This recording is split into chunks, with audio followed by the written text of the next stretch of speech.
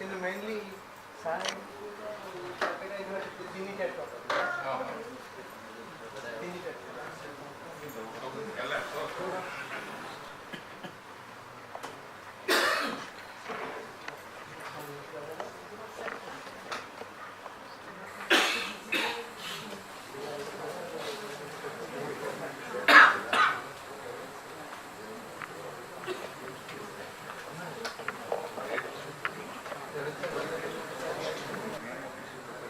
We are very happy.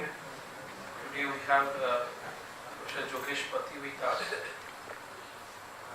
He has been visiting IOP for last one month or so.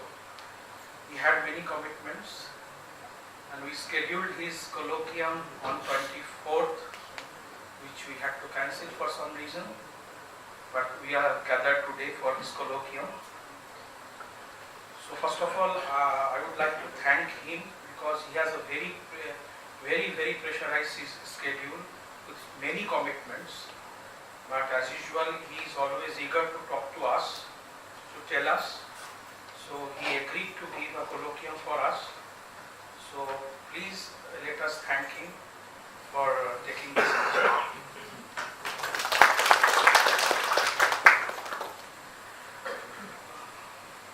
I think, I'm a little bit hesitant to introduce him because in the audience there are many people who know him much before than I know him, and his all the path-breaking work came just even I was not even born at that time.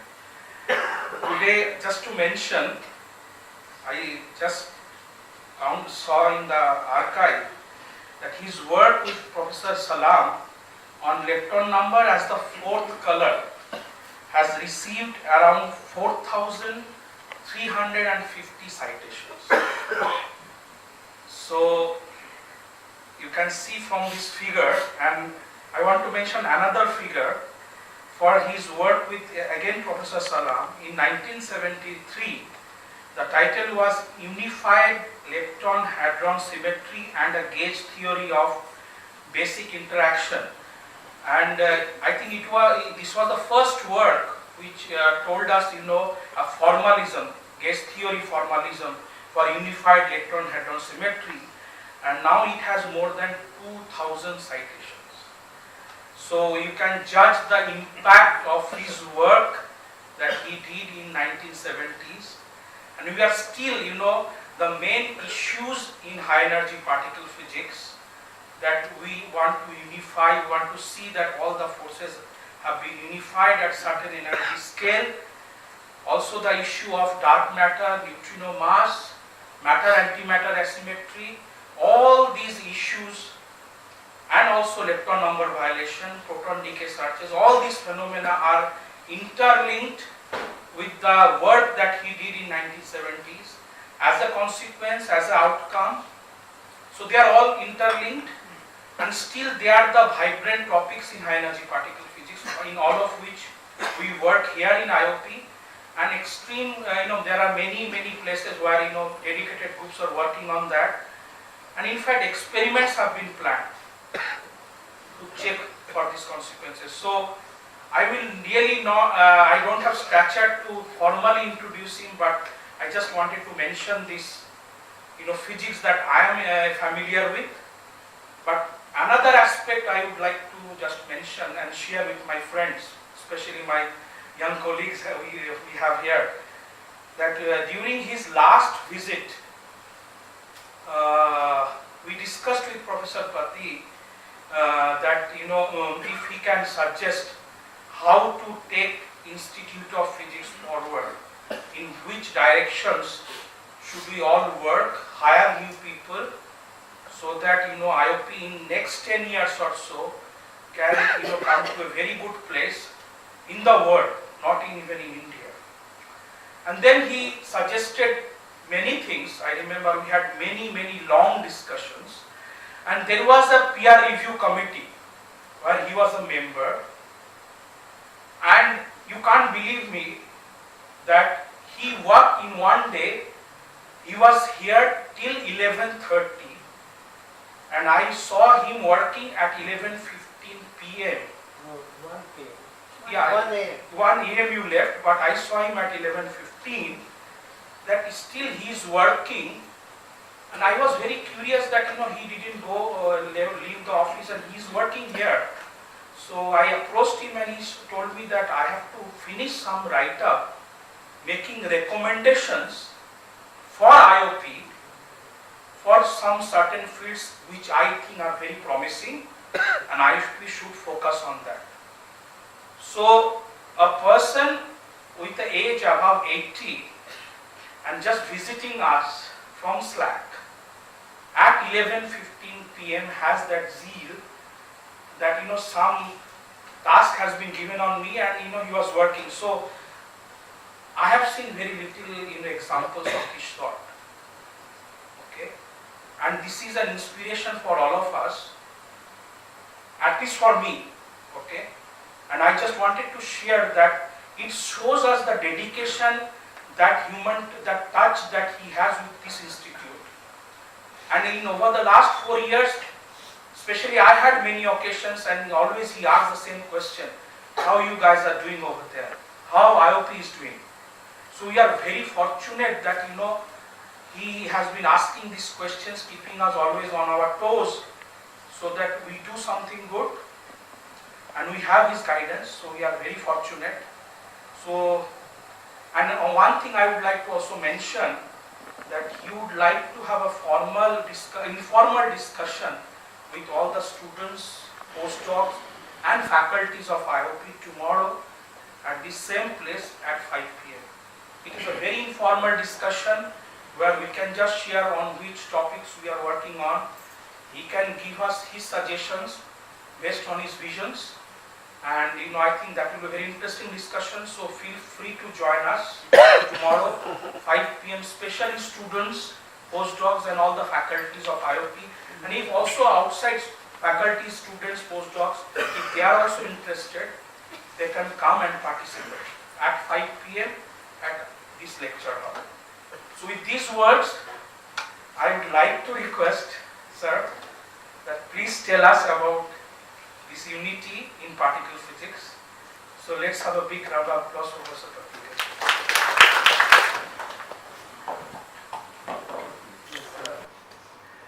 It's a real pleasure to be here at the Institute.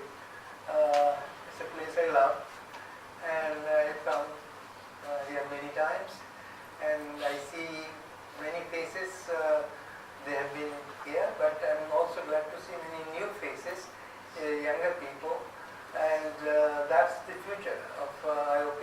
So therefore, it's the young people who can hold up the status of IOP. Now, I'm thankful to Sudhakar, who has been so hospitable, and to all the members of IOP.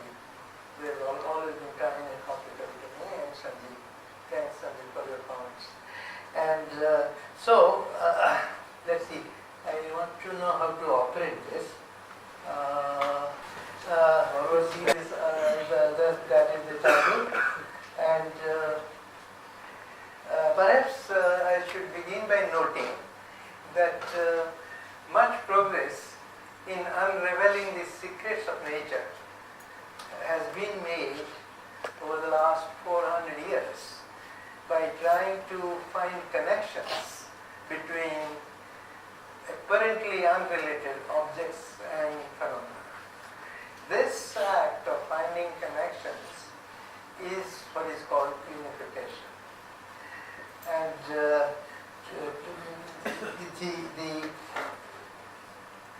essentially the idea is unity and diversity, and seeing oneness behind many. And this oneness is usually hidden to the common eye. This is what Einstein meant by saying nature hides her mystery by her essential grandeur, not by cunning. Now, you see, the emphasis is on the word essential grandeur. The task of a theoretical physicist trying to find or probe into the fundamental laws of nature is to find this essential grandeur. Now, there is no set path to find this. It's always by one's intuition, but guided often by one's quest for beauty and simplicity in the underlying laws of nature, which has often provided the clue to such a unity. And I will illustrate with some examples of such a quest, and then I will lead on to some work that I have been involved myself. So, just to get started, you are all familiar with some of these examples of unification. Newton did the great unification, finding this universal gravitational force. The fall of the apple and the motion of the planets and all the celestial motion, everything governed by one and the same universal gravitational force, and it's still true today in the approximation that was good enough for Newton. It was changed by Einstein, the law, but in the approximation Newton's law remains valid. Now that's a great unification. Really needed courage and imagination. Maxwell, combining the work of many predecessors, that is Faraday, Ampere, and so on, unified electricity and magnetism, wrote a set of 4 beautiful equations. I will show them later.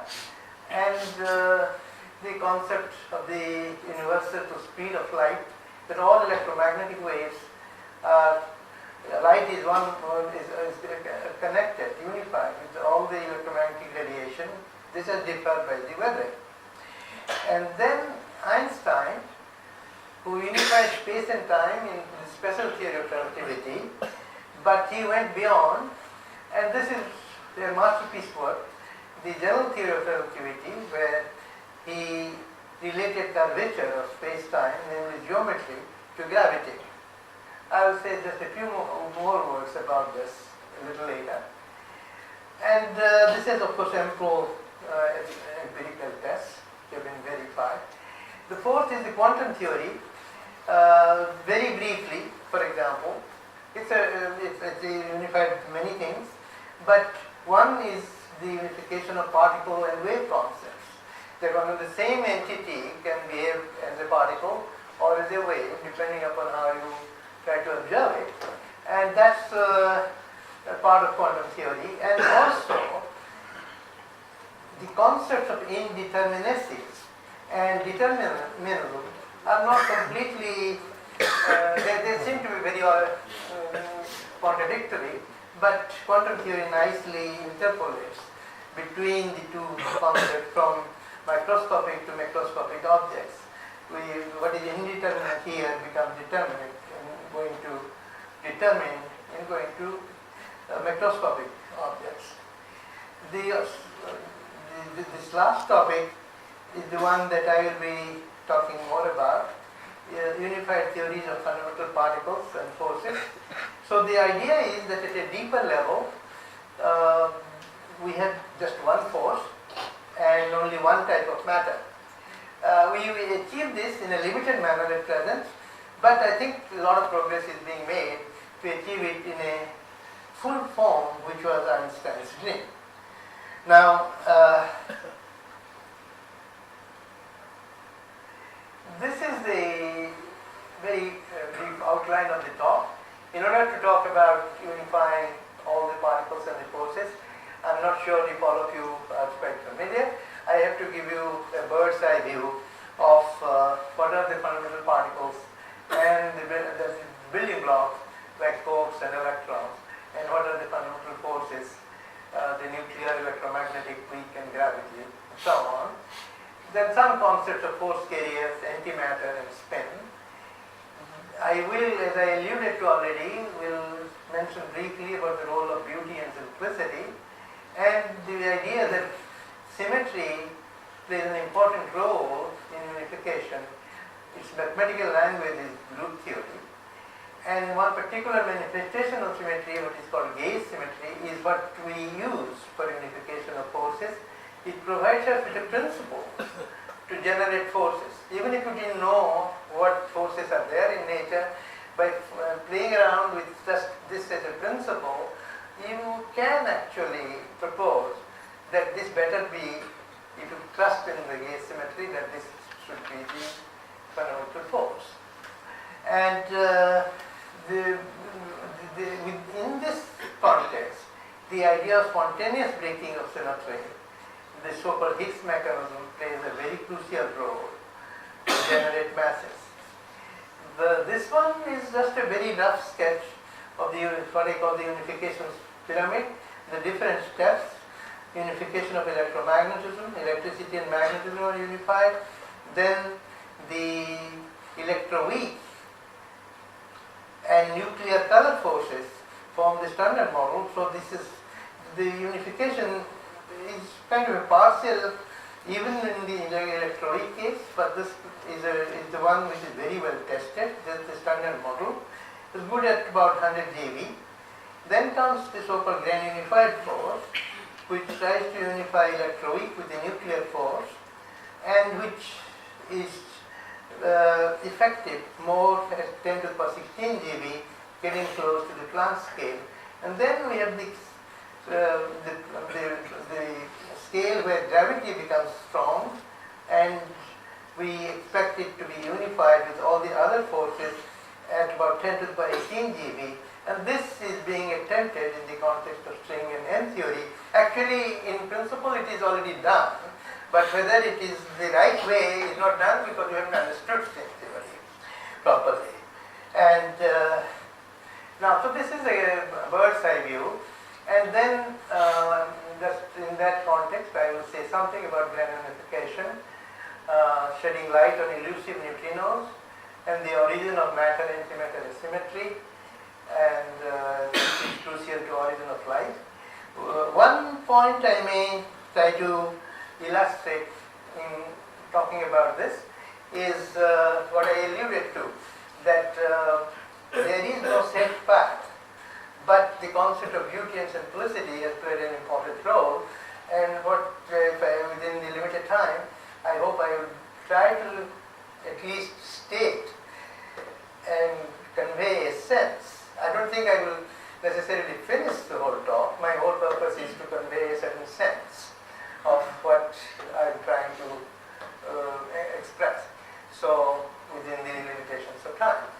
Within that, I hope I will be able to convey the fact that while one was trying to search for a framework for unifying the fundamental particles and forces, by just asking only one person based on aesthetics, which I will state, one was led to the entire framework that is prevailing today, the framework that is based on the idea of four colors and left-right symmetry. That is the one which was going against the prejudices of everyone at that time. In 72, everybody thought neutrinos must be massless, but this work, just on the basis of aesthetics, predicted that no, neutrinos have to have both left-handed and right-handed, and nature ultimately is left-right symmetric and has a four-color symmetry, not three-color symmetry. And then anything built upon that idea, of course, will contain that. But that has to be the basic step. And that answer was unique. That's the point that I will try to, that it was entirely a consequence of a demand of aesthetics. And that was actually respected by nature. Although it was about 25 years later, we realized that that is the right framework. So that will be the essence of my talk today, to the extent I can convey within the limitations. And there are, with that particular idea has many, one of the most novel realizations in the very early days in 73, we realized that proton can't be absolutely stable. It is the hallmark of grand unification, it must decay, and there are worldwide attempts to search for it more sensitively. And then, well, this I won't get time, but let me just say that everything I'm talking about, this unification, is so beautifully linked with with our universe.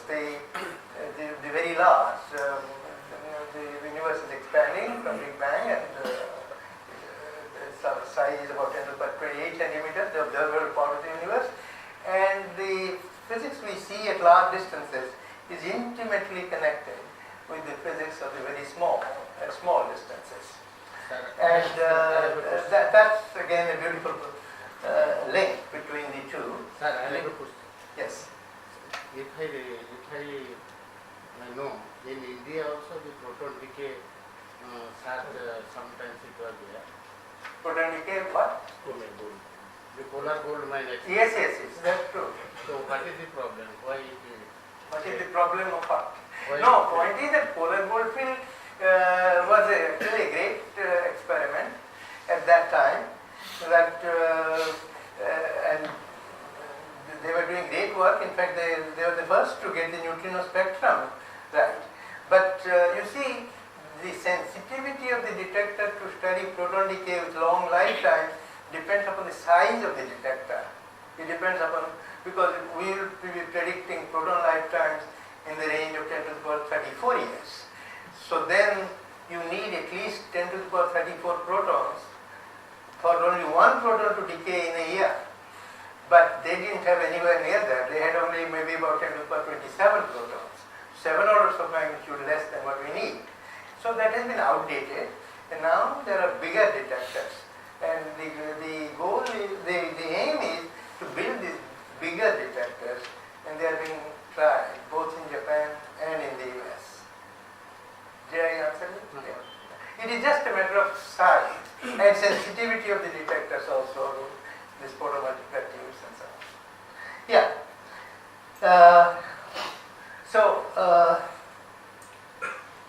Now, to remind you of the building blocks, we are all made out of protons and neutrons and electrons, and then the proton and neutron are not fundamental. They are made out of quarks.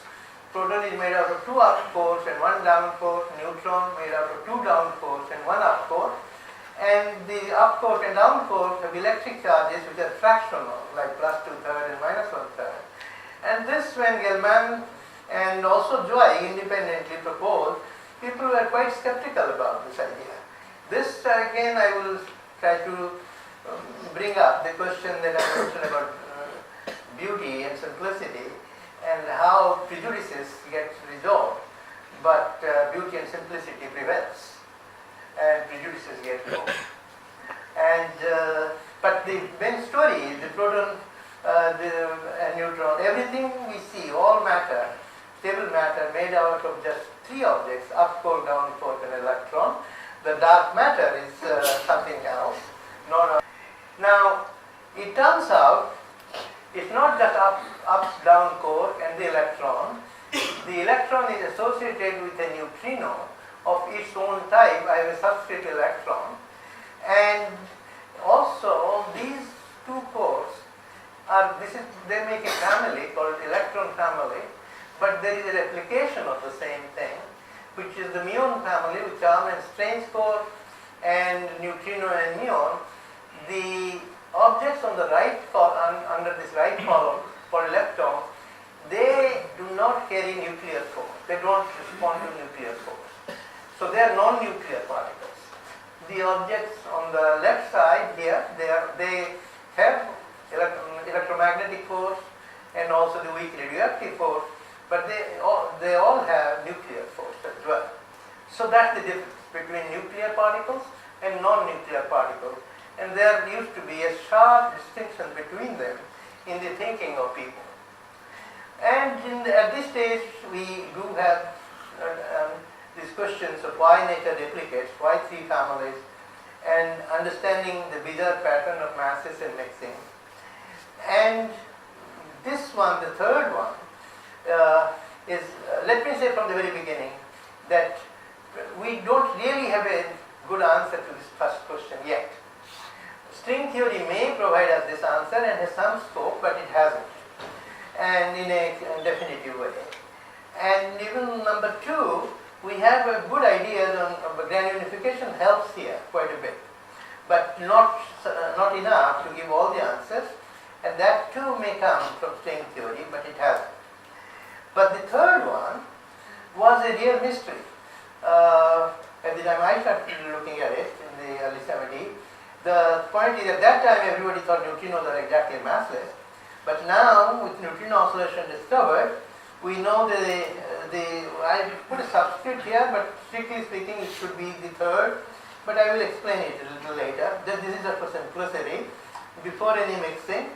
This is the kind of ratio, you see, that the mass of the neutrino, the heaviest one, divided by the mass of the top, the heaviest core, is about 10 to the power minus 12. When such a small number is there, you begin to wonder what is the cause of it. You know, when something is like 2, 3, 4 or 1/10, you think that they are details and can be found. But when something is that small, the ratio, you actually look for something that will neatly explain this. And it turns out that we can very neatly understand that number on the basis of the framework that I was alluding to. Path of 4 colors and left-right symmetry. And so this one is no longer a mystery, the third one. And it actually is a clue to deep physics.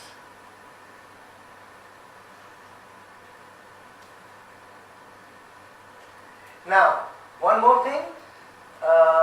Again, I assume many of you may not be familiar, and it turns out that each core comes in 3 different attributes.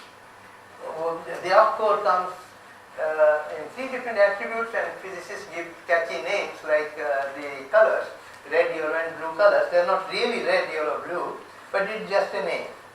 And there are 3 different up cores, similarly down cores and down core, stem core, top core and bottom core.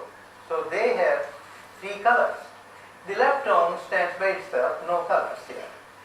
So the proton is made out of up and down, but notice this red, yellow, blue and antisymmetric permutations of the color index, so that if you define a symmetry, what is called SU3 color symmetry, this proton is a singlet, is neutral under color.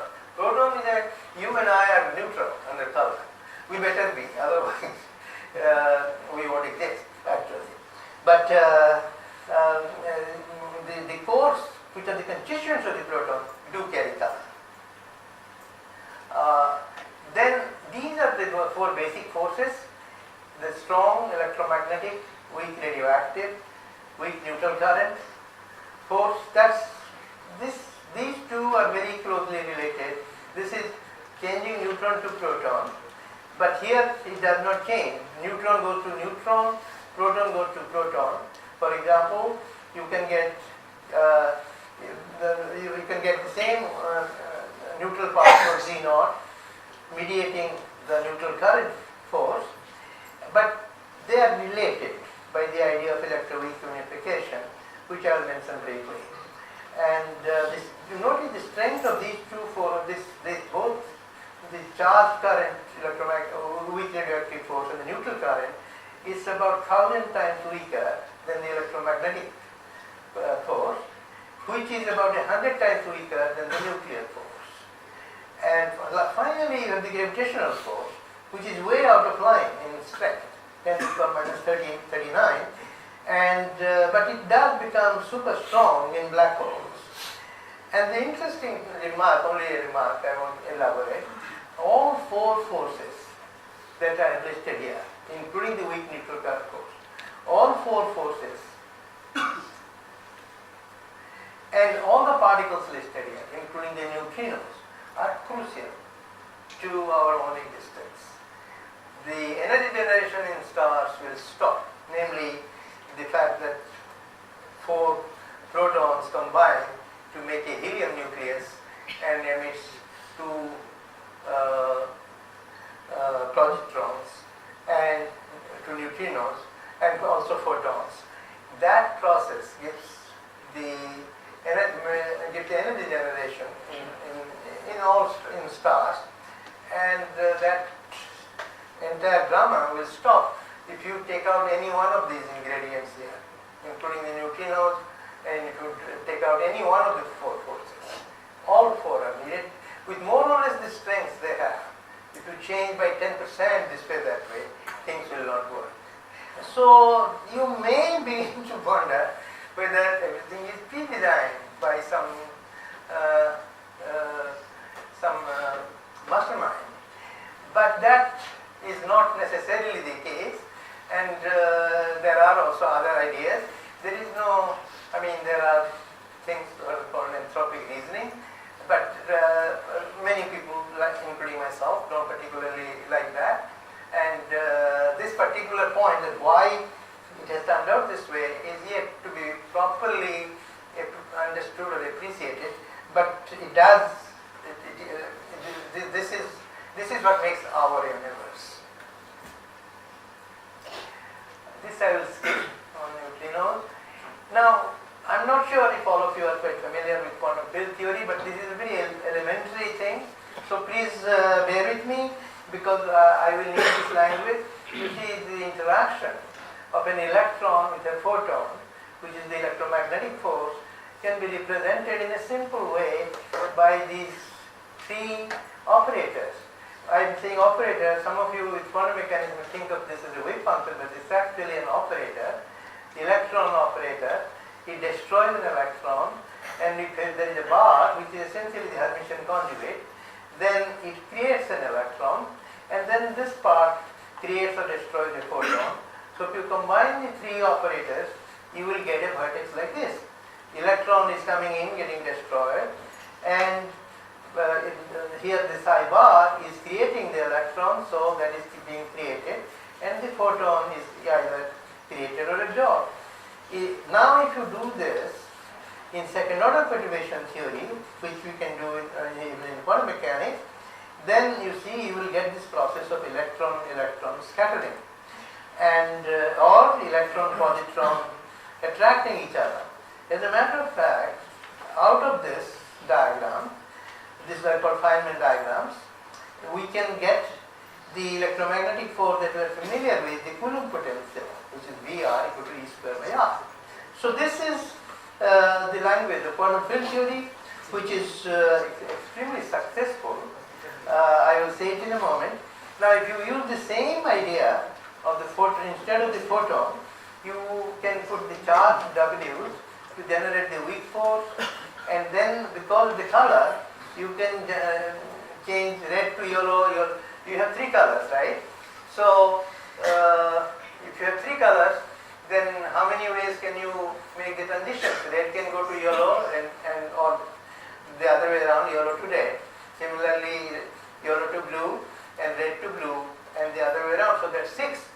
And then there are 2 more, because you also have the combination red to red, yellow to yellow, blue to blue. But these are 3, but there are good mathematical reasons that out of 3 we choose 2 combinations, and so we have 6 plus 2 is 8. So these are the 8 gluons. They are mediating the strong force, force. And effectively, this needs explanation with the quotation mark. The gluons are massless, but the W you see has to be massive, about 80 GeV or so. And gravity is being mediated by the graviton in the language of quantum field theory, which is spin 2, and its mass is 0. So this graviton and the photon, they give you the 1/r potential, which is long length. And this one gives short range force. This one turns out effectively, it looks like you will get a long range force, but it does have, but it's not of the same kind as this long range force. In fact, this one confines the force inside the protons and neutrons, these 8 gluons. The mathematical property of this system, when you have the 8, there is a certain word called non-abelian. That means the transformations are such that the generators of the transformations do not commute. A times B is not equal to B times A. So that leads to the peculiar property of this gluons confining the force inside protons and neutrons, and that's why we don't see them. But they do exist. So now the other idea is the existence of antimatter. So that again is a consequence of quantum field theory, that every matter is associated with its own antimatter, where all the charges are reversed. So you see the electron, the charge, the positron is opposite, but the masses are equal for the particle and its antiparticle. Even neutrino has its own antiparticle, it's neutrino. Now, so you see, it's not just electric charge, it's also the lepton charge, baryon charge, and so on. You don't have to have electric charge. For example, this neutrino, the antiparticle is antineutrino, which is distinct. But some particles like photons are their own antiparticles, and that's why I've written gamma photon equal to anti-gamma. But you notice that if I collide electron and a positron, then the point is all the charges are getting neutralized, right? Because they are equal and opposite. So when all the charges are neutralized, matter and antimatter will annihilate into radiation, into photons. And then all matter will, so starting with the Big Bang, actually with all radiation, it converted into matter and antimatter in equal numbers and back again into radiation. This was going on, back and forth reactions. But matter and antimatter were equal in numbers, which is what makes sense. But then the puzzle is, how come we are all made out of matter? Where is the antimatter? There is no antimatter, nobody is discovering. And that was a big puzzle for quite some time, certainly up to the 1970s. But the ideas of granularification of a particular type especially, which also explains the mass of the neutrinos that turned out to be finally observed, the same mechanism also provides a very promising mechanism to generate this tiny asymmetry of 1 part in 10 billion of matter and antimatter asymmetry. And so it takes away that puzzle. That is no longer a mystery or a puzzle. It's not like the cosmological constant of dark energy, where we really don't have any idea why that number is so small. Now, but this asymmetry, of course, you realize, is crucial to our own existence. And then here, this is something which we should keep in mind, that particles come with different intrinsic spins, and 0, 1 half, 1, 3 half, 2, that is quantized, but it's not, you see 0 or 1 half, but nothing in between, and so on. And there are particles of all kinds, 0, 1 half, 1, 3 half, and 2 is the graviton, which we think certainly exists. The gravitational waves have been found, and that's Now, I alluded to the fact that beauty and simplicity play important roles in finding the clues to the secrets of nature. I will illustrate by some quotations of some people who are really eminent physicists, and one by Paul Dirac, which is a theory with mathematical beauty is more likely to be correct than an ugly one that fits some experiment. And then she says, it is more important to have beauty in one's equations than to have them fit experiments. Well, that's a little extreme, right? Because we think physics describes truth. And but let me comment on this in a moment. Let me go through two other persons. Hermann Weyl, it's even more extreme. My work has always tried to unite the true with the beautiful. And when I had to choose one or the other, I usually chose the beautiful. Okay. Then Albert Einstein, as you know, he was quite famous after special theory of relativity, but not so famous. But in so special theory of relativity was 1905. But in 1915, he proposed the general theory of relativity, and already by that in the initial paper, he explained the advance of the perihelion of Mercury. The number was exactly matching observed one, which was a puzzle before that, his paper. But one prediction of his paper was that light will bend near star, like the sun. And 4 years after he wrote the paper, there are two groups who really observed the bending of light near the sun during solar eclipse. And independently they made the measurements. They found more or less the exact number that Einstein had calculated already and predicted. And overnight he became the hero of physics, the god of physics, because it was the entire page of New York Times front page, and that really made Einstein the god of physics, and deserved it, because this was a pure thought. But what he says, with this background, here is the following verification of his prediction based on the general theory. If the observation did not agree with your prediction, he responded by saying, I would have felt sorry for the Lord, because the theory is right anyway. So you see, if you naively look at this, these three famous people quoting and the quotations, you may think that they don't care about experiments. So you see, so these are really extreme.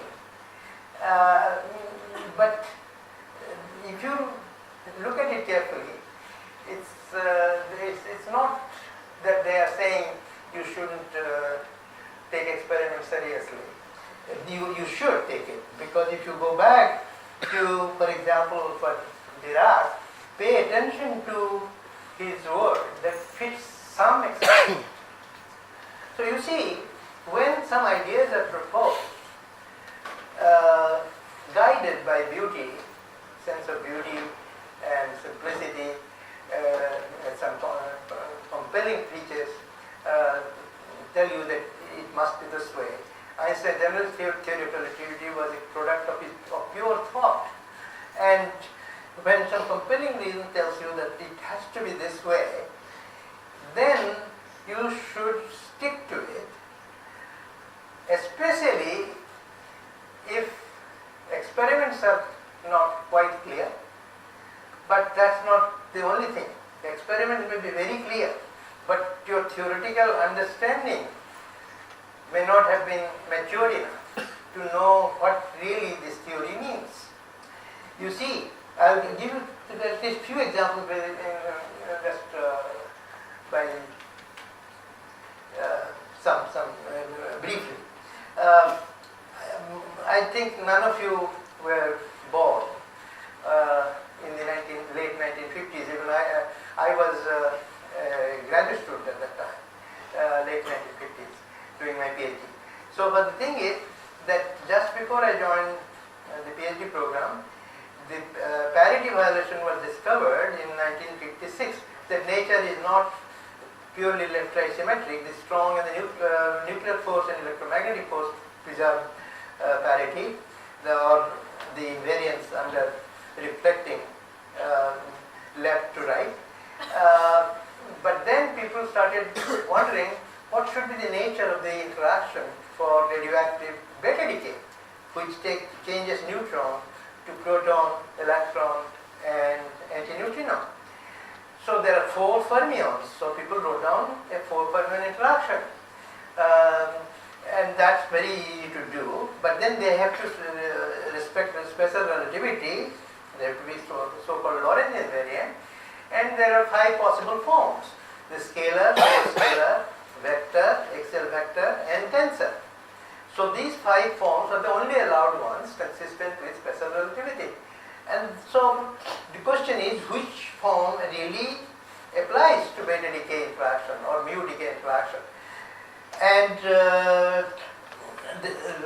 there was one suggestion by Sudarshan and Marsha and Feynman and Gell-Mann independently, but a bit later, that if you assume a certain symmetry, which is the following, that I told you it's a 4 fermion interaction, and I will use a technical term which you may not be, that if you assume that the interaction should not change, if you make a transformation of a certain field to gamma 5, so it's a matrix, never mind what is that matrix. If the field it goes into gamma 5 of the same field, and then no matter whether you change one of them, two of them, or three of them, or all four of them, the interaction should not change. Then there was only one unique form that would preserve this symmetry, and that was vector minus axial vector. That means the matrix that will go in the middle of two fermions would have to be gamma mu 1 plus gamma phi, or gamma mu 1 minus gamma phi. It can't have scalar, pseudoscalar, and tensor interactions. Okay, so this was a compelling reason for a unique choice of that interaction. But there were two contradictions. The helium-6 experiment, which showed the angular correlation of the electron going the wrong way compared to what vector axial vector will give. But even more than that, you know that most of you I showed, but I didn't explain. There is the charge pion, pi plus, with a positive charge, spin 0. It decays by the weak interaction mostly to mu plus, the positively charged muon and a neutrino. And it can decay by the same interaction to a positron and a neutrino. And if you take vector axial vector, then the ratio of the electron neutrino decay mode to the muon neutrino decay mode would have to be about 10 to the power minus 4. So 1 part in 10,000. But if you take scalar pseudoscalar tensor interactions, then the ratio is order 1. So you see order 1 I think is 4 or 5. So you see there's a big difference between 4 and 5 and 10 to the power minus 4. Experiments were showing it is order 1 by Loconason and Steinberger, and that was the only experiment available. But Feynman and Germain and Sudarshan Master said, you better repeat these experiments, the helium-6 experiment and the pion going by plus going to a positron neutrino mode. And it turned out that both experiments were wrong, and that precisely became the pi plus E plus going to E plus nu branching ratio is precisely the number that you will get out of vector axial vector, and the angular correlation is precisely of helium-6 is precisely the way you will get out of vector axial vector interaction. So now I draw your attention to Dirac's word. The theory with mathematical beauty is more likely to be correct than ugly one that fits some experiment. You see, some experiment, but sometimes it is not just experiment which is at fault. Sometimes it's our theoretical understanding. Think of the idea of quarks. When quark idea was proposed, up, down quark and so on, many people in the community did not take it seriously because they were not being formed, right? Quarks were not formed. But eventually, but that was a simple idea. Quark idea was simple. Made the spectrum of hadrons come out nice, and many things could be calculated, magnetic moments and so on. But then the essential idea developed in the 1973, I won't explain it, called asymptotic freedom and confinement. And people realized that this nuclear force mediated by the 8 gluons has peculiar properties. That at long distance, when you try to separate away the force, they will be held together. You can't separate them. You need infinite energy to separate them to long distances. And that's called confinement. So that was lack of a theoretical understanding. But that turned out to be true, and we finally kind of see the force. The third, which is in the next, we started a little late, so maybe I can take another 10-15 minutes. Okay, so the third is what I will illustrate of the idea that I was involved in proposing, and namely the right-handed neutrino. And that came out in a compelling manner from aesthetic consideration. Answer to at least one single question gave a unique answer. The right-handed neutrino must exist, not just the left-handed neutrino. Then everybody asked me the question, but why are you thinking like this? The right-handed the neutrinos are massless. So I said, well, because this is so beautiful. But then, eventually, we found the story changed. Neutrinos are massive and precisely with a mass that would be expected from the kind of one that we proposed. So that's a clear demonstration of these statements by these the eminent scientists. And I thought that's the thing that I mainly wanted to convey in this talk. Now let me see how far I can go, but I hope I can convey the sense. I have told you about the importance of beauty and simplicity, and I want to remind you something which you know. These are, for example, these are two examples I've chosen, but I can choose many more. I don't have space here. The Maxwell's equations are some of the most beautiful equations. It, of course, made use of all the discoveries by Faraday and Ampere here and so on. And this is Gauss' law and so on. But Maxwell did add the second term, the displacement current, otherwise the things won't be consistent, everything together. So these are truly beautiful set of equations. You can reduce them in tensor form to just two equations. And that's something, and as you know, this led to unification of light with all electromagnetic waves, and many things. Everything is governed by these four equations, electromagnetic phenomena. Then I am giving you the example of general theory of relativity, Einstein's field equations, which is considered to be the most beautiful equation that mankind has invented out of pure thought. And on the left side of this equation, this capital G mu nu, it represents space-time curvature. Space-time is not flat, and it's a dynamical entity. Its curvature, which means the geometry of space-time, is related to the right-hand side, which is energy-momentum tensor. So it is showing that the space-time curvature, it tells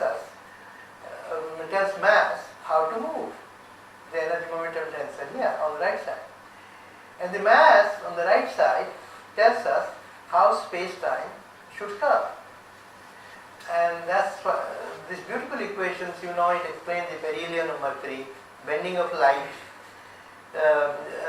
and expansion of the universe, and predicted gravity waves which have finally been found 100 years later, and gives the basic idea of black holes, but much more need to be understood about black holes, and that and many more. I don't have to elaborate, but this is just an example how sense of beauty leads to the physical laws, often guided by experiments, but sometimes out of pure thought.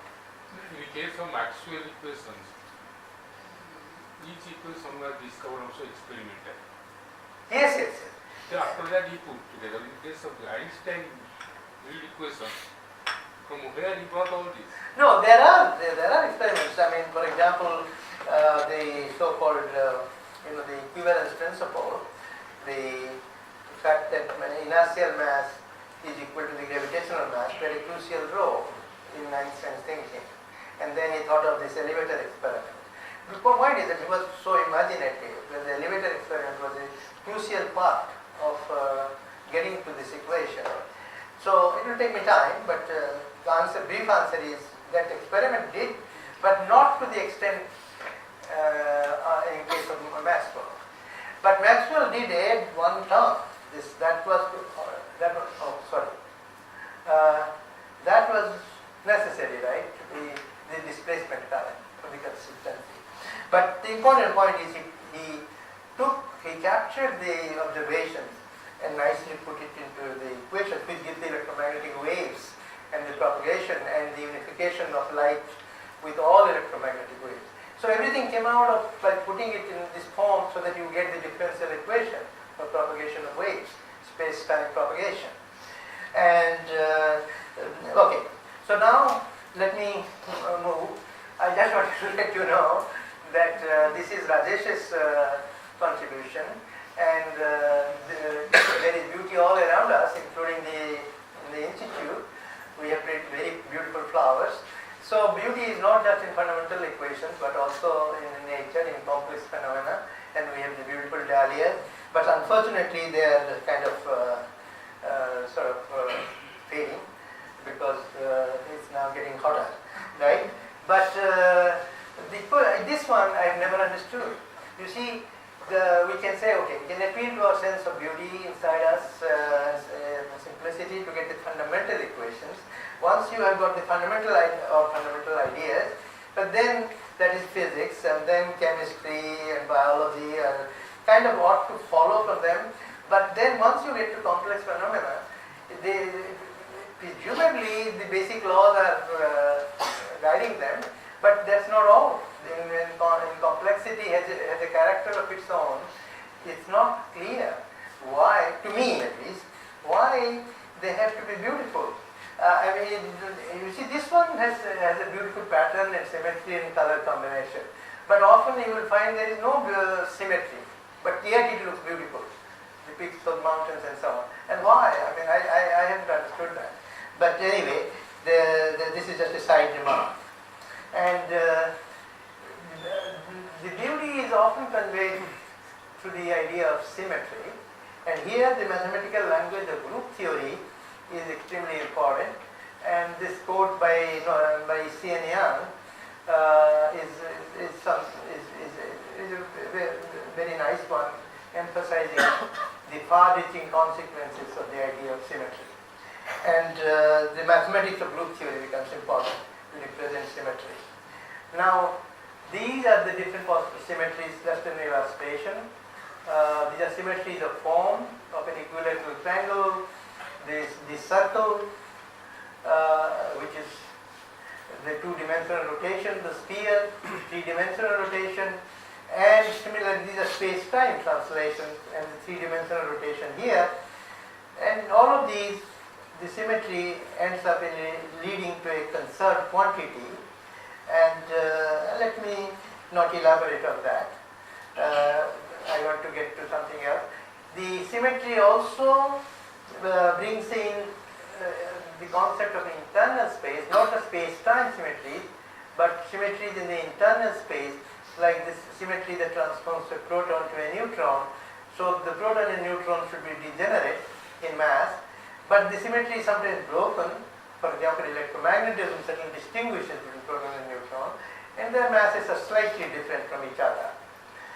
Now, notice, just to have a word, SU2, or the symmetry of rotation in 3 dimensions, this group SU2 is there associated with space-time rotations in 3 dimensions.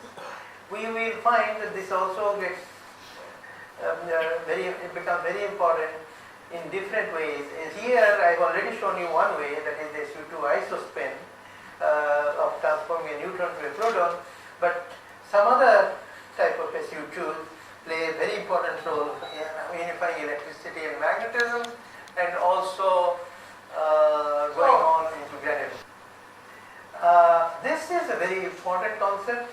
You need some idea of quantum field theory, but those of you who may not have been introduced, I think will get, I hope will get the sense that you see, I just want to emphasize the idea that we have learned gauge symmetries become a principle to generate fundamental interactions. Because here you see, I have written what is called the free Dirac-Lagrangian. It has no interaction at all. The free Dirac-Lagrangian I can write down uniquely, it's in enough field, and so this is the way I can write down. Dirac wrote it down, but it is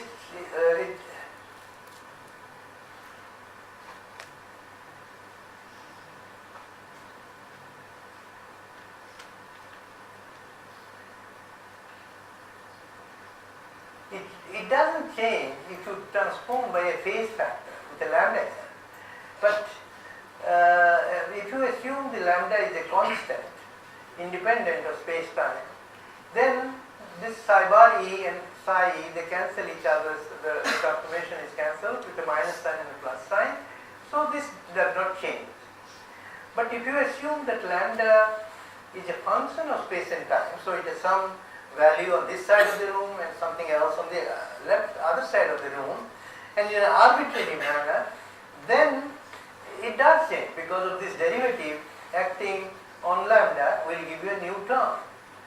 But then you can cancel this extra term coming out because of the derivative if you postulate there exists a massless spin-1 field which then is a 4-vector with a mu, that's the 4-vector field, depending on space-time, which shares the same phase transformation, that lambda, in this way, a mu x going to del mu lambda x. Then you notice that this combination is completely unchanged under this joint transformation of this field and this field. And that here, this is the mass of the electron, and this is the usual field strength which we find in classical electrodynamics also, 1 quantity mu square. But you can't put a mu term because that's not in, that does change under this transformation here of a mu. So you see this massless spin-1 field that has to postulate better be masses in this equation here. It can't have any mass. So this is a principle to the fundamental interactions, and this is what is really quantum electrodynamics, and it's extremely successful. Quantum electrodynamics, to tell you the success, for example, you can calculate the anomalous magnetic moment G in the lowest order. You remember this vertex, and now you do perturbation theory by exchanging more and more photons, and this is the lowest order, and that just gives you this correction alpha by 2 pi to this number 2. But you can, people are bold enough to calculate up to 10th order contribution involving some 12,600 diagrams, and you see the agreement is good to in the 12th decimal place of z minus 2 between theoretical prediction and experimental. The experiment has become extremely accurate, but theory has matched it. You see, the error in theory is less than the error in experiment, but they agree. So you see, when something is agreeing to the 12th place in a decimal, that's the time when you feel, it's the time when you really feel elated, that it's amazing that nature is conforming precisely to your theoretical ways of looking at things, and that level of accuracy, and it's spectacularly successful. And quantum theory, the other important point I want to emphasize, which goes into the base theories and unification, and I will try to wrap up now because I cannot maybe just give you a hint of what I alluded to about my work. Is the point here is, you see, quantum electrodynamics is successful because there is another thing that goes on here which I haven't told you. When you do these calculations, you find infinities, but there is a consistent, the nature of this interaction, the theory is such that the infinities can precisely cancel each other to all orders in perturbation theory. You can choose the observed mass and the observed charge of the electron to be what they are, then the infinities cancel to all orders. That kind of theory, which is well behaved, so that there are no infinities, is called renormalizable.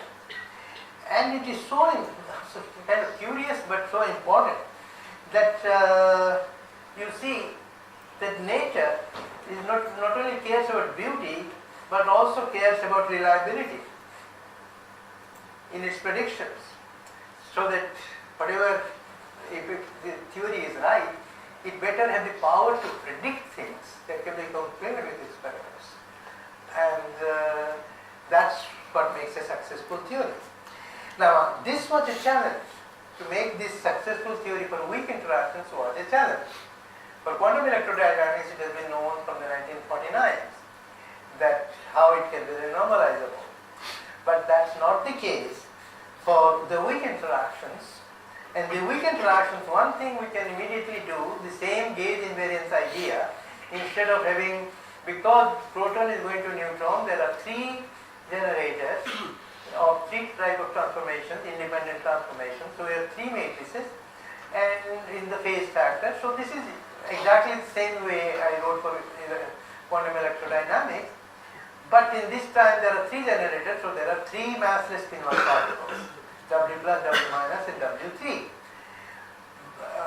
But the problem, and then this W3 has this new interaction which photon didn't have, that it can couple to itself, the W's can couple to each other, and that's what makes this theory, because this theory is non-abelian. That's very important, this vertex here. The point is that this will give rise to beta decay all right, but these objects are massless. That means the beta decay force will be long range. So how to give mass to W plus minus, keeping photon massless? And that was the step which was done by Higgs and few others. Higgs, Engler and Brown, and Guralnik, Hagen and Kibble. More or less about the same time, in 1964, they proposed this idea that the symmetry can be exact in the equations, but the ground state of the system, the solution of the system, of the equations, need not preserve the symmetry. And this is illustrated by these 2 different types of cups. And in this cup, there is symmetry around this axis, but the ball, if you leave it, will roll down and settle here, which is on the axis of symmetry. But in this cup, which is bulbed in the middle, it still has complete symmetry around that central axis, rotation and symmetry. But here you leave the cup, it will settle at one point on the circle around this, as I show, and this is away from the axis of symmetry. And you can translate it mathematically and in the language of quantum theory. Instead of a cup, that will become a potential energy curve, and that's how the symmetry is broken. And this is the precise mechanism is the one of the Higgs, so-called Higgs mechanism. It preserves good quantum. This was proved by Tube, that if you break the symmetry in this way, then yes, W plus, W minus, etc. will get mass, which we want, but the theory remains a good quantum theory. It's renormalizable like QED, and so that opened the door to higher unification. So let's see if I will skip. It's an extremely successful theory, the Electroweak unification, which unifies weak and electromagnetic forces. It doesn't exactly unify the 2 different couplings, but they're related. So and it has innumerable predictions, finally culminated by the discovery of the Higgs boson. Now, then there is the strong gauge force, which comes about by making transformations of red to yellow to blue. I already told you that there are 8 independent transformations, and they are non-abelian. That means A times B is not equal to B times A, the generators of this transformation. And that too, the color gauge force, is the sole origin of the strong force. That too is extremely successful. I should draw attention to something which I had in the title page, a reference to an archive review paper by me. And I can write down again, if you're interested. I would refer you to one chapter, section 2 of the review article, which gives the history of all these in a brief manner, but I think you may get, you may see how these ideas evolve, going through ups and downs. So I will skip this, but except to say that this has become extremely successful as well. So the weak electromagnetic Electroweak unification, SU2 plus U1 and SU3 color are extremely successful. And now comes here I am referring to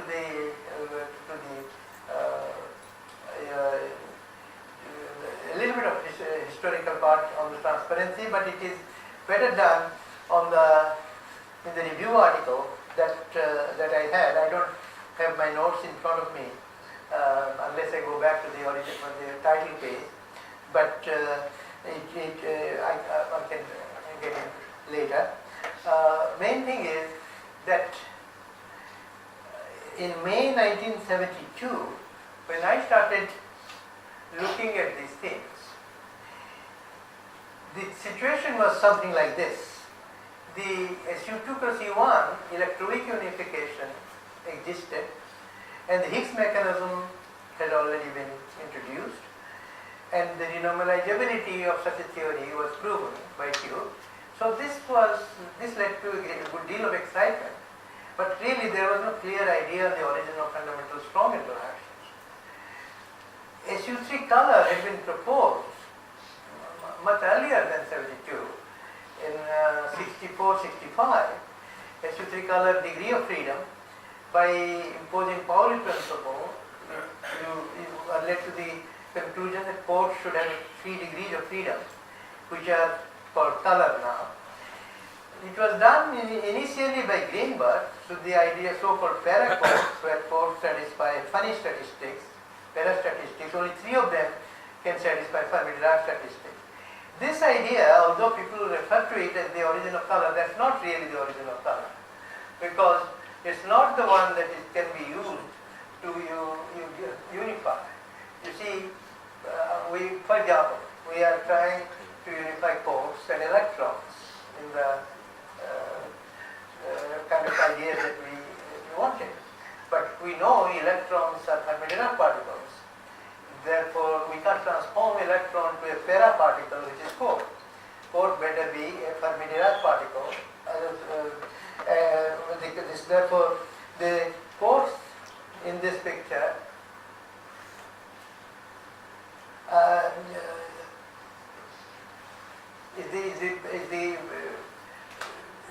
this is the one that really we use to generate the SU3 color gauge force.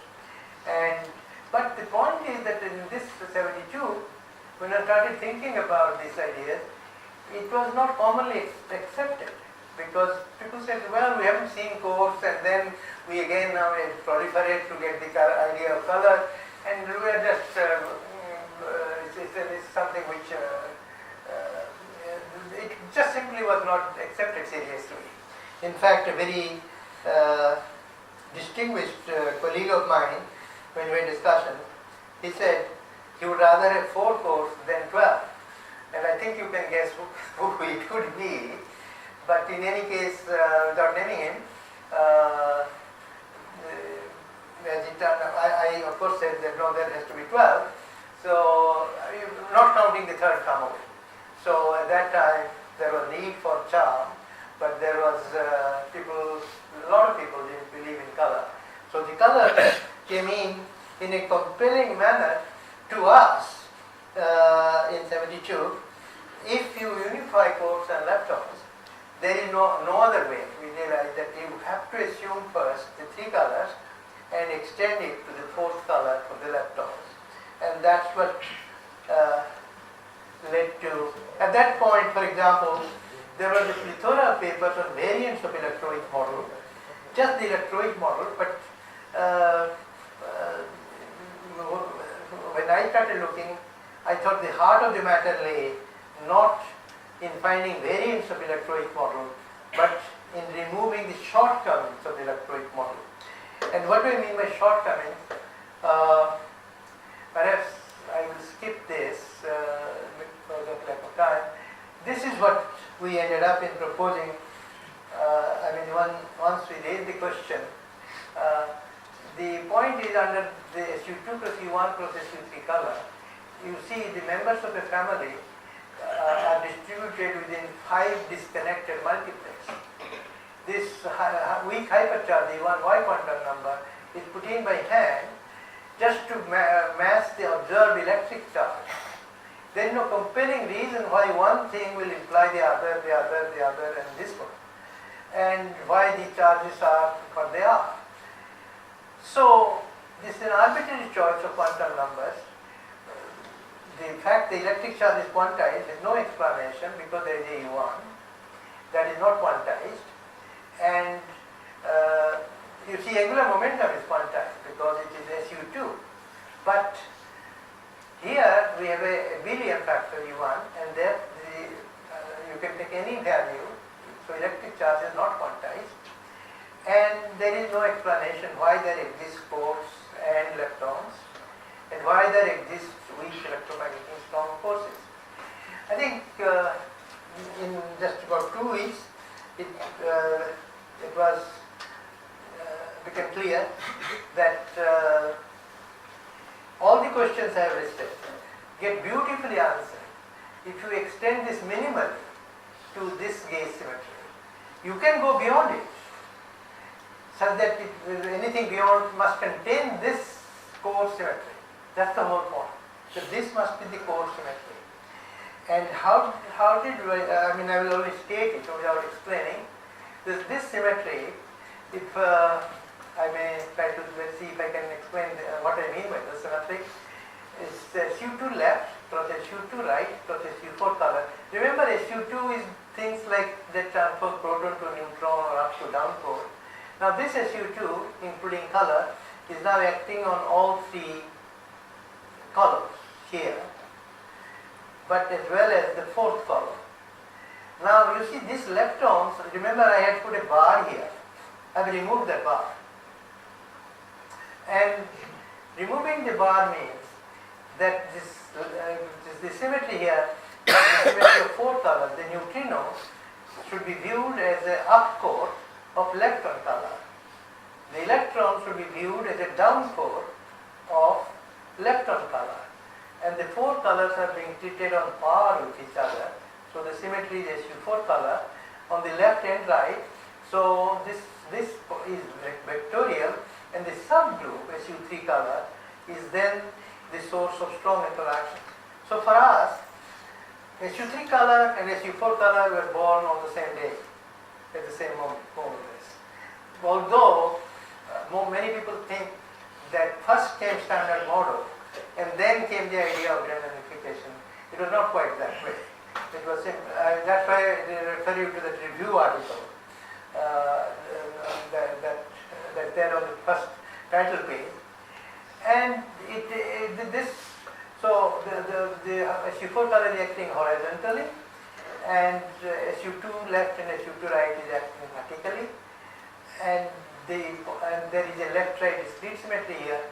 So you see that now I have 16 objects, because there are 8 left chiral and 8 right chiral objects, and they are all connected to each other. You give me one with a representation, I will give you all the others.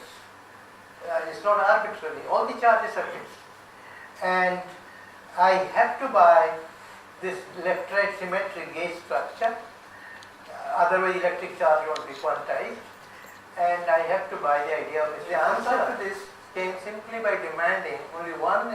That's what I said in the beginning, although I may not explain, that supposing you ask a question, how, instead of having 5 disconnected multiplets, what do I have to do if I want all members of the multiplet to be part of one multiplet, one irreducible multiplet?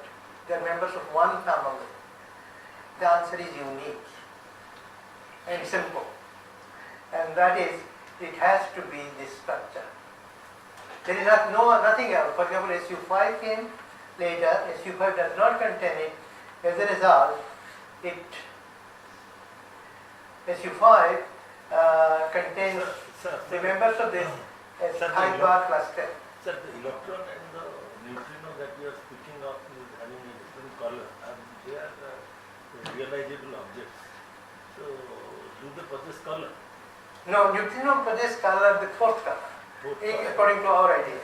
So the 4th color is the electron. The electron flow also possesses color. But yes, electron possesses color, but not the color that people are talking about for force. Because SU4 color is broken at a high energy. So at low energy, the SU3 color is intact, and that gives rise to strong force. The electrons don't have strong force because SU4 color is broken at a high energy scale. So, am I making sense? Because at the very basic level, they are treated on par, both and electron. But the differences are at low energies, low compared to 10 to the power 16 GeV. then at low energies there is no SU4 color, it's broken by the Higgs mechanism.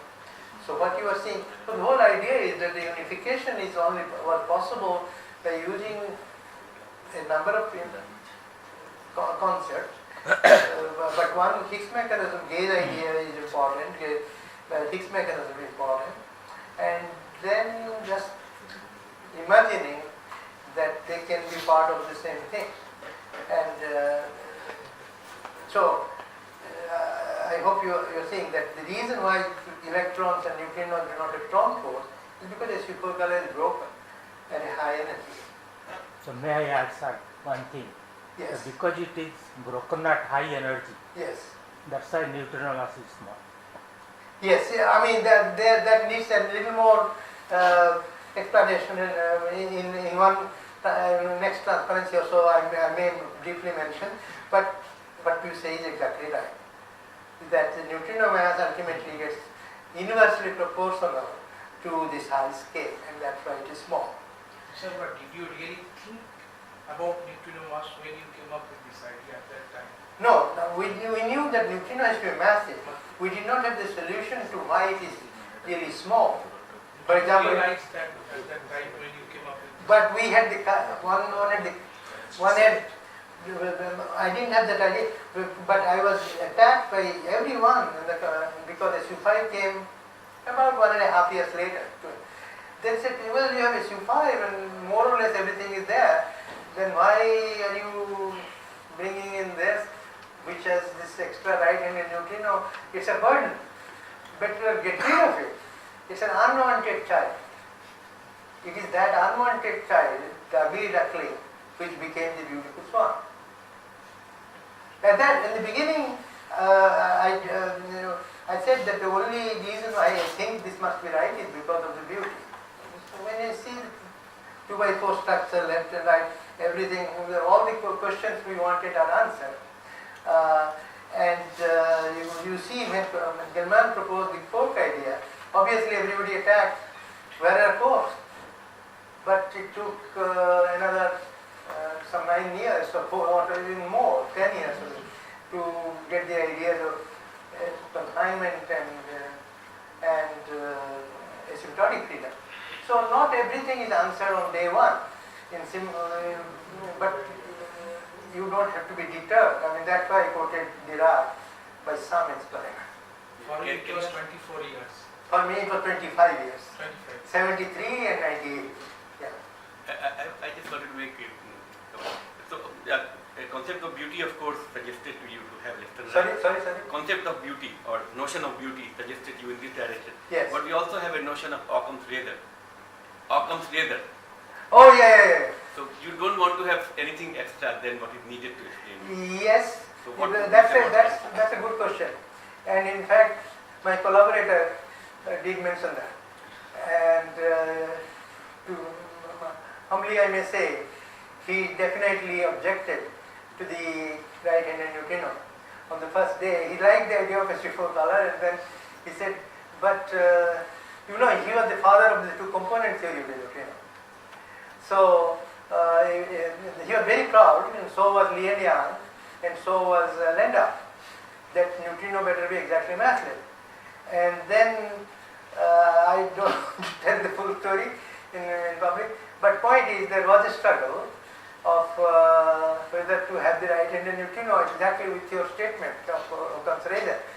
But that's why I said that there is no set path, your intuition and what you feel inside and so on plays a role. And nature respects it in my experience every time. Okay, then one thing I will at least point out because Nino is here, that you see there is an interesting point here that SU4 color and left-right symmetry, you may think that they are kind of sort of add-on type of things. No, they are inseparable concepts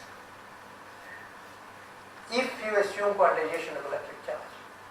Then if you take SU4 color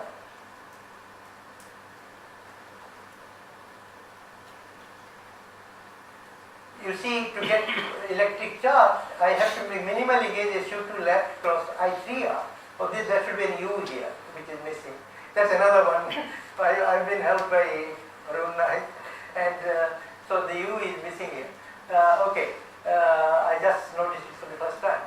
So the point is, I could have taken SU2L cross I3R to get electromagnetism, but that would quantize electric charge. So minimally I have to have SU2 right. Now the other way around, so SU4 color and quantization of electric charge imply the left-right symmetric gauge structure. And the other way around, if I assume I thought I had it somewhere, but I don't see it.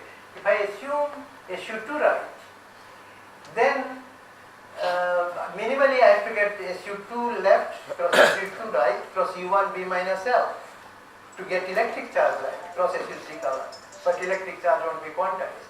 So even SU2 right will imply SU4 color. So in that sense, that without assuming left-right symmetry and SU4 color, if you simply demand that which is the minimal gauge symmetry that would group the 5 disconnected multiplane of standard model into a single multiplane, the answer is simple and unique. We minimally need the G2 with left-right discrete symmetry, and that automatically includes the idea of Colloquium unification, left-right gauge symmetry, Colloquium unification SU4 color, left-right gauge symmetry, and quantization of electric charge. So all three emerge through one aesthetic demand, and that's why one thought that this better turned out to be right. And well, let's just, by the way, this is the first example of a realistic symmetry in SU2 to have magnetic monopoles, which are really exciting objects. I can tell more, but I don't have time. And also, one realized that this will necessarily have proton decay, this kind of idea. And then, in addition, it also naturally leads to a Majorana mass of neutrino, which gets related to the light neutrino mass. So that bar is lepton number. Here it bar is baryon and lepton number. And this process also gets related to neutrino-less double beta decay, which is varied in lepton number. So they all become sort of part of the whole same picture, that a lot of interesting things are predicted which are usually believed not to be there. But nowadays people accept this, but in the beginning, although it has not been found, now they think it will be found, but in the beginning it was there was a prejudice that this ought to be absolutely stable. And similarly, in bar oscillation, that can be a possible consequence. So let me, here I compare with other alternatives, and this is really a unique choice, this one, and consequently also ISO10, which is the extension of this simple group, minimal extension. They all are uniquely, so all of these, the answer is yes in all the columns, but anything else have partial answers. So let me, this support the idea of unification of the forces with supersymmetry. Neutrino mass was discovered, and this is what Mino was talking about, that the point is that if you have both left-handed and right-handed neutrino, then neutrino is very special because it's the only electrically neutral object. So electrically neutral spin-on up object.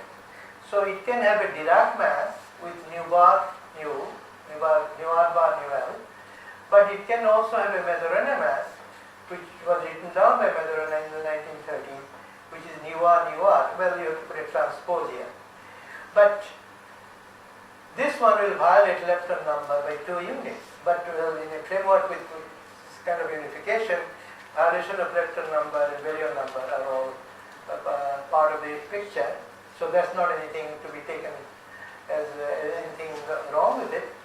And combining the two masses, that idea has a very interesting consequence. And it was first observed by Minkowski in 1976, about 3 years after he proposed the idea. And then another 3 or 4 years later, a set of people observed the same thing, but I think Minkowski is the first one to observe this. And then you see, if you diagonalize, there will be a light object which is m Dirac square over mr, and a heavy object which is mr. The mr is coming out of gut scale physics, and this is combining electroweak physics, the Dirac math, and the gut physics, grand unification scale physics. But then the left-handed neutrino is having a mass m nu Dirac square over m nu r. This is super heavy. Then this is necessarily very light compared to what would be the Dirac mass of the neutrino. But quantitatively, you see, this is called seesaw mechanism. Quantitatively, people have the idea that the seesaw explains the neutrino mass, and that's not true. Seesaw has no power to explain the neutrino mass because it depends on the Dirac mass and the Majorana mass. The Dirac mass of the particle, in principle, could vary from, let's say, 1 MeV to 100 GeV. Nothing prevents it. And that's 5 orders of magnitude. In the square, it is 10 orders of magnitude. The Majorana mass, unless you have a symmetry to protect it or decide what it should be, it can be the Planck mass for 18 GeV, or it can be 1 TeV. That's 15 orders of magnitude uncertainty. So 15 plus 10 is 25 orders of magnitude. So the seesaw is really uncertain by 15 or 25 orders of magnitude. But the moment you use a C4 color, gut unification scale, which I showed you the curve, and basically those two, then everything gets fixed. The answer is fixed. Oh, here. Yes, a C4 color, the unification scale, and the seesaw mechanism combined Dirac and Majorana. Then you see here I have given you the arithmetic. The Dirac mass is determined by a C4 color. For suppose you ignore mixing for a moment, then this has to be equal to the top mass. It removed that uncertainty of 1 MeV to 100 GeV. It said that it better be 120 GeV within few percent. So that was essential. And then of course the C4 color is giving you the right-handed neutrino to implement the seesaw mechanism. It is giving you B minus L, which is important, so that because you are using the wave of a field that breaks B minus L and is controlled by the wave of the field, there is an operator that will be, it's actually there in our 73 paper, that the Higgs is there, and you just write down the value of this square divided by this, and you have a pretty good estimate of the Majorana mass. And this one is not an estimate, this is actually determined within few percent, and you put that in. Then the third eigenvalue, which is the heaviest one, it has a mass. Due to the mixing, there is a correction. It's not just the Dirac mass square divided by this scale, but this we can calculate within a well-defined framework that was done by Babu, Wilczek and me, because we have a predictive scheme for the mixing, and that's 2.9. It should be order 1, but anyway, we know this number. And this is the third eigenvalue, which is the heaviest in our scheme because it's a core-collector unified scheme. So the cores are hierarchical, and thereby the neutrinos are also. The mu2 is much less than mu3. So you must have normal hierarchy. That's a prediction. So this is the number you will get, 1/24th of an electron volt, within factors of 2 or 3. And this is the observed value.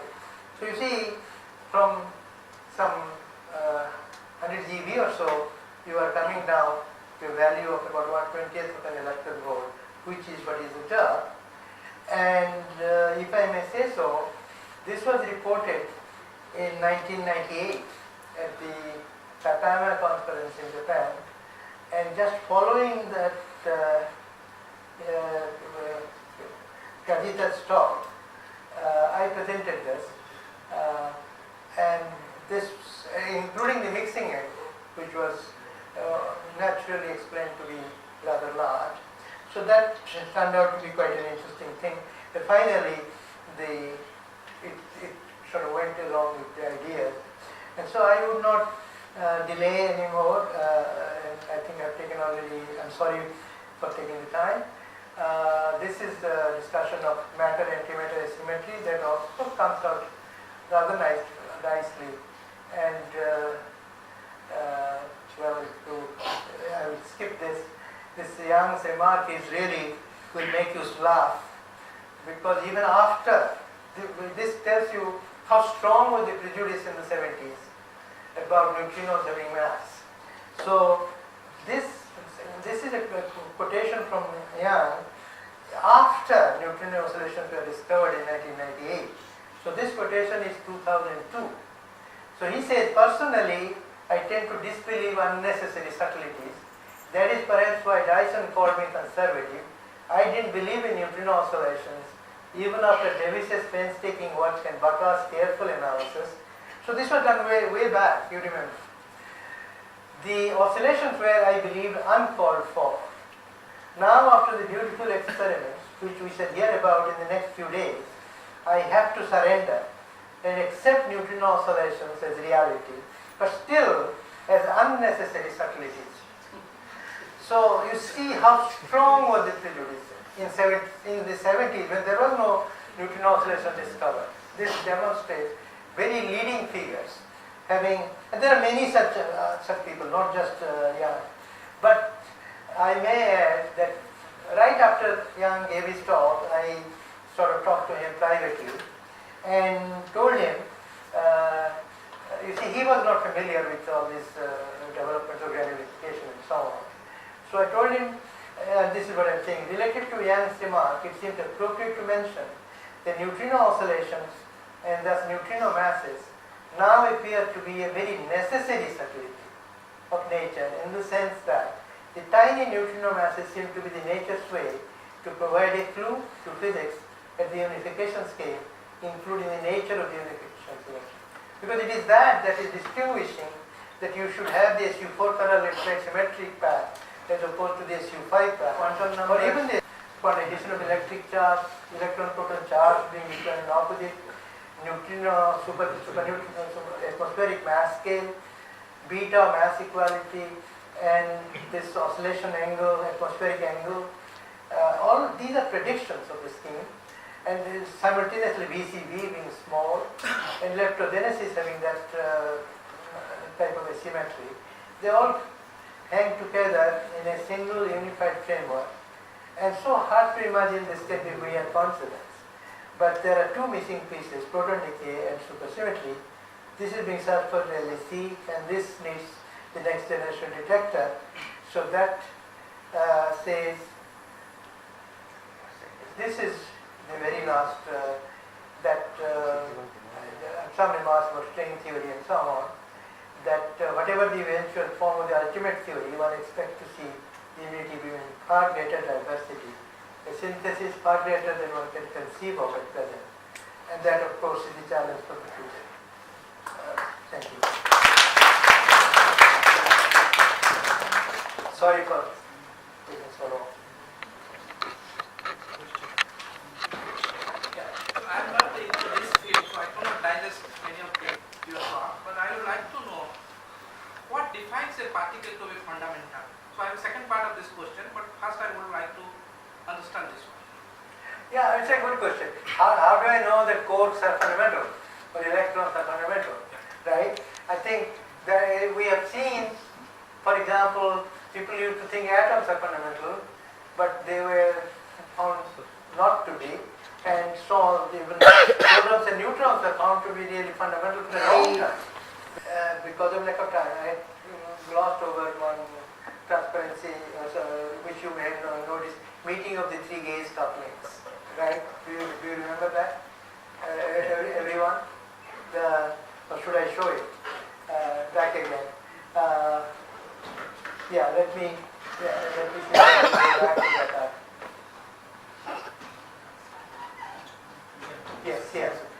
Notice, and to answer Professor Florida's question, one thing I missed to say is that the three gaze couplings, electromagnetic coupling and weak coupling and strong nuclear force coupling, they have different strengths at low energies, which is like 1 TeV or so here, or 100 TeV.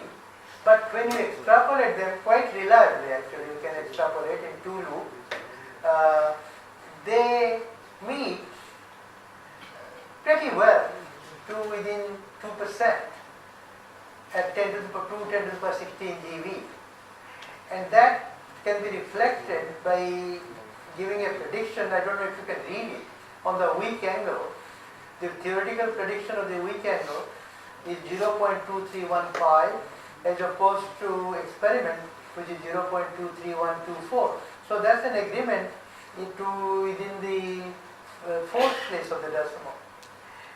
And the important thing is that there is a 2% deviation, but that can be actually in our calculation, you refer to that paper, we show how the 2% can be accounted for by the Gauss threshold correction.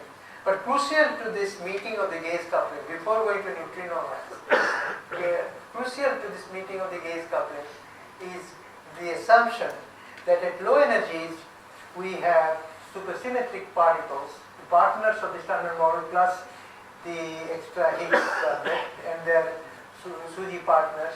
So I have not defined what is supersymmetry.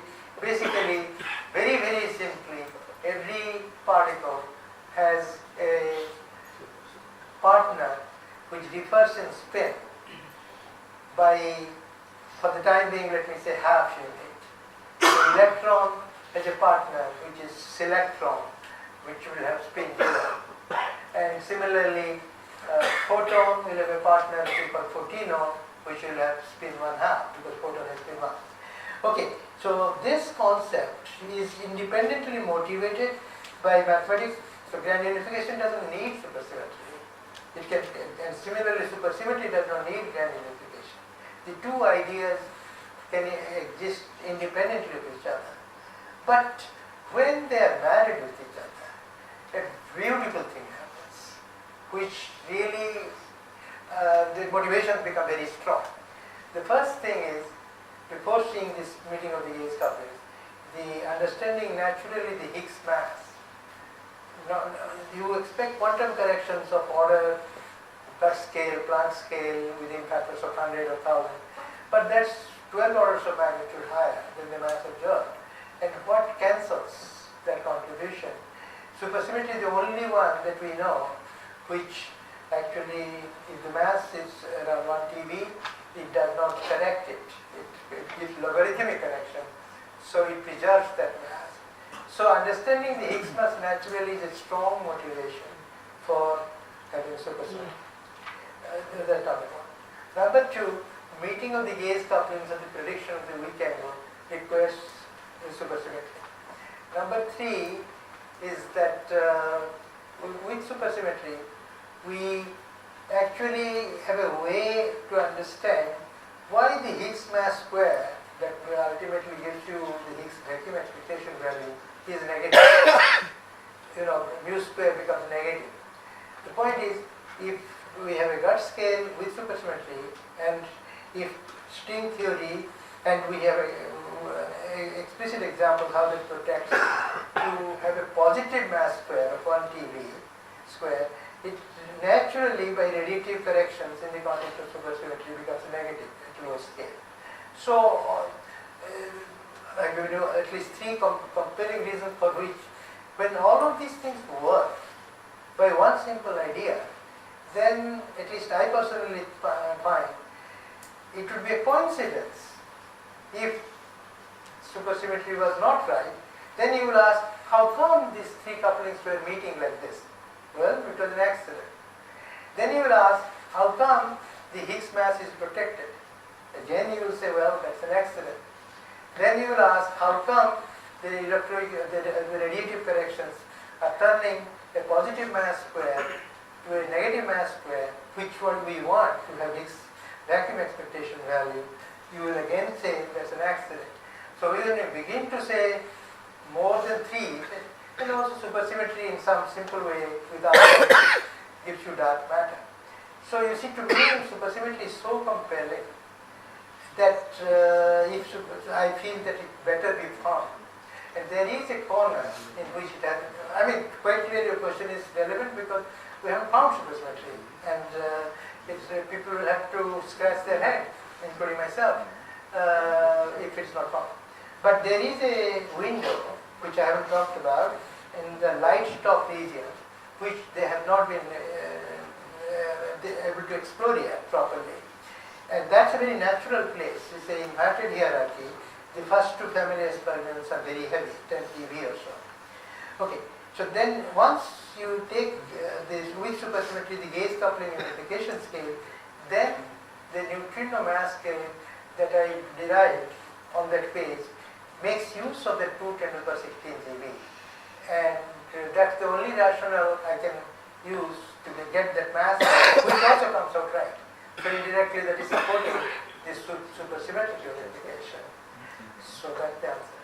Sir, I have one question. If I just go with observation, I want unification with this accuracy, and I want to also explain the super K observation, then I am fine if I don't have SUSY, right? If I just believe in these two.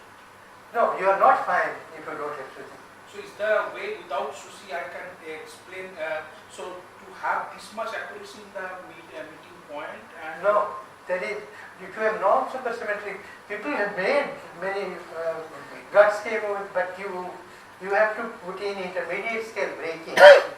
And then sin square theta w is not a prediction. It will have to be an accident. The moment you introduce that is, for example, SO10, non-supersymmetric, is perfectly fine. People can have considered, and many are considering. Then, if you break it, for example, through SU2, SU2, SU4 color intermediate scale, your couplings will meet. Without the intermediate scale, the couplings won't meet. Now, but you will lose the prediction of weekend code, which is working so well. I showed you. So you have to regard that as an accident. But I can explain neutrino mass theory also. No, you don't explain it. If you don't explain what you did was you are putting in something by hand. Yeah, that intermediate scale. If you put in a thing by hand and that plays a role in your getting a number, then you have to explain it. You have accommodated it. You have accommodated it. Don't you say? There's a difference between that. Yes, yes. So if both supersymmetry and this electrolyte symmetry exist, as if for color, then there is no way to verify them at If both supersymmetry and accelerators. And the It's electrolyte symmetry. no, supersymmetry we expect it to be verified, for example, at LHC. But Supersymmetry. yes, but electrolyte symmetry, there is, I would say, there are strong reasons. But although a lot of activities are going on, and I sort of feel that should be carried on. But if you ask me, is it likely that electrolyte symmetry will show at LHC? My answer is no. Because then all the things I mentioned, the 5 things, will be accidents. I don't like accidents. And I will add one more thing. I have asked many friends, take the history of for 400 years. Has there been a single example where a simple idea is explaining a lot of things, but has turned out to be false? I couldn't find a single example. And I ask you to try to see if you can find one. But I keep an open mind. I mean, who knows?